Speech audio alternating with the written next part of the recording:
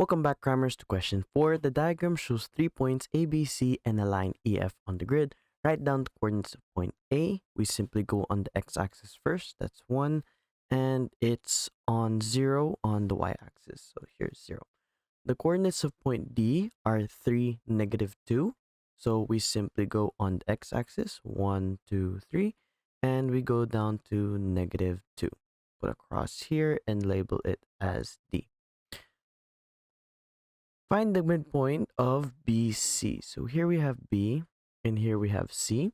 In order to find the midpoint, we simply follow x2 plus x1 divided by 2, y2 plus y1 divided by 2. So x coordinate of B is -4, and then we add x coordinate of C, which is -2, and we divide by 2. The y coordinate of B is 2, and the y-coordinate of C is -4. It's -4, and then we divide by 2. -4 plus -2 is -6. Divided by 2 is -3. 2 plus -4 is -2. Divided by 2 is -1.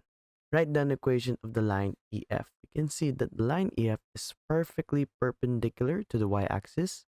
That means y is equal to this value, which we can see here as 3.